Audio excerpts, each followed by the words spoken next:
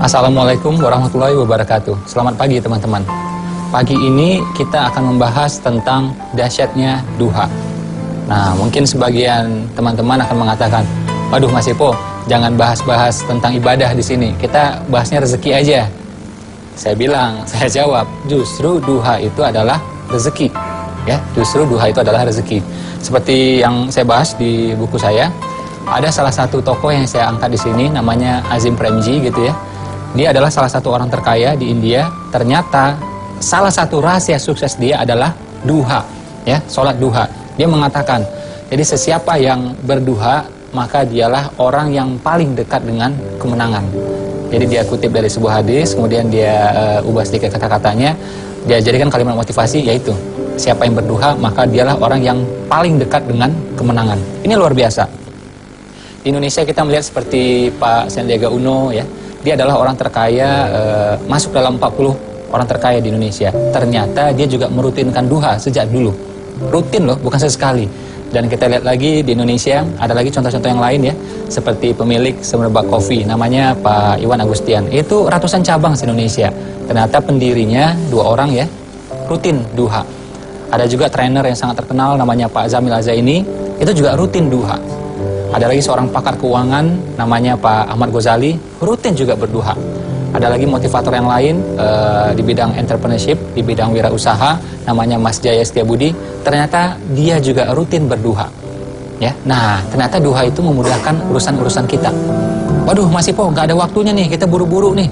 Kita di kota besar nih, ya pagi-pagi jam 8 udah ngantor. Saya bilang, justru kita buru-buru, kita duha. Nanti nggak buru-buru lagi. Jadi duha itu akan melapangkan waktu kita. Ya, saya ulang sekali lagi, duha itu akan melapangkan waktu kita, bukan membuang waktu. Jadi saran saya bagi teman-teman yang rush tiap hari, buru-buru tiap hari, coba pegang duhanya. Ini akan melapangkan waktu kita, akan mencukupkan rezeki kita. Saya teringat dulu ya, ketika saya pengen jodoh lah, ya, wah menarik nih ya. Jadi ketika saya pengen jodoh waktu itu, saya pengen jodoh saya, calon istri saya, orang yang merutinkan duha. Nah, jadi saya mikirnya dibalik aja. Kalau saya pengen jodoh saya seperti itu, apakah saya seperti itu? Ternyata saya kadang duha, kadang tidak. Nah, akhirnya saya mulai merutinkan. Saya mulai merutinkan dan saya mulai meningkatkan waktu itu. Ini subhanallah, hanya berapa bulan setelah itu, saya ketemu tuh dengan dia. Ketemu dengan dia. Jadi, ketemu kita beneran.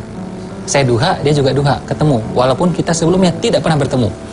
Dan gak pakai lama setelah itu kita langsung menikah waktu itu. Jadi duha ini benar-benar rezeki, bukan semata-mata materi, bahkan juga bisa waktu, bisa jadi juga kemudahan urusan, bisa juga jodoh, kayak kasus saya tadi gitu.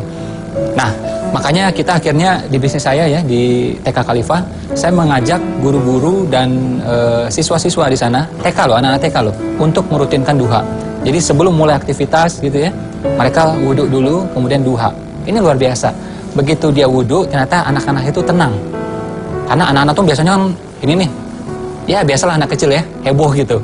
Nah, itu tandanya sehat. Nah, cuma mau belajar ini kan perlu tenang. Karena itu dia wudhu dulu, kemudian dia duha. Efeknya tenang luar biasa.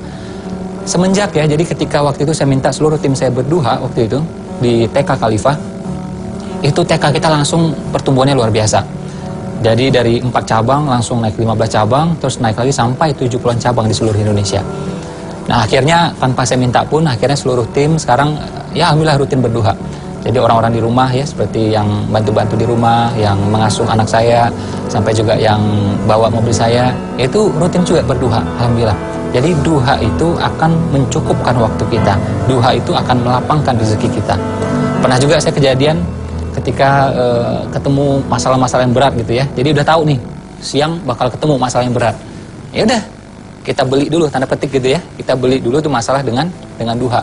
Kita duha paginya, kita berdoa, dan mudah-mudahan akan dilancarkan, dimudahkan. Dan beneran itu terjadi.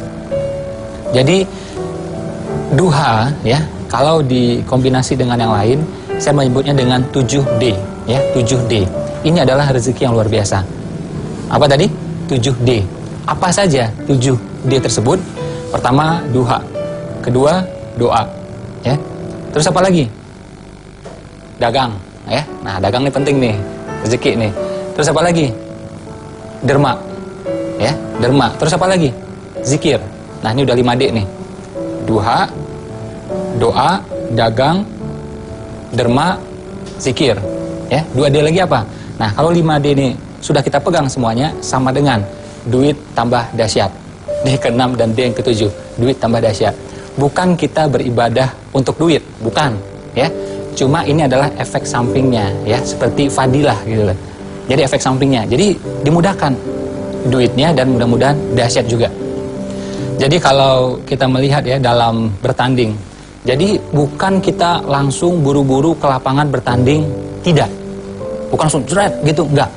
Apa yang harus kita lakukan pertama? Kita diam-diam dulu, tenang-tenang dulu, sejenak, sebentar. Ya, kita mengatur strategi. Setelah itu baru kita pergi bertanding. Duha kurang lebih seperti itu. Jadi sebelum kita pergi bertanding, sebelum kita pergi menjemput rezeki kita, nah kita tenang-tenang dulu. Ini justru akan memudahkan kita bertanding di sana nanti. Ya, duha adalah rezeki. Oke, kita udah lihat tadi contohnya ya, di India ada Azim Premji, salah satu orang terkaya di India. Di Indonesia ada Pak Sandiaga Uno, itu juga teman-teman motivator yang lainnya, pengusaha-pengusaha yang lainnya, dan mereka telah membuktikan bagaimana duha itu melapangkan waktu, bukan membuang waktu, ya, bukan mengurangi rezeki, justru akan melapangkan rezeki. Jadi saran saya teman-teman rutinkan. Kalau belum bisa banyak, dikit dulu, mungkin dua rakaat dulu. Jadi gini loh, duhanya mungkin 2 rakaat, tapi keyakinannya mesti 100%. Jangan sampai ya, kita duha sampai 8 rakaat, ya bagus gitu. Tapi jangan sampai 8 rakaat, tapi keyakinannya 0. Jadi duha ini kurang bekerja dia. Ya, kurang bekerja dia. Nah, jadi pastikan keyakinan 100% semuanya.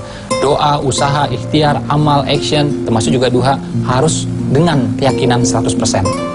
Oke? Itu saja untuk pagi hari ini. Assalamualaikum warahmatullahi wabarakatuh. Selamat pagi teman-teman. Semoga berkah berlimpah.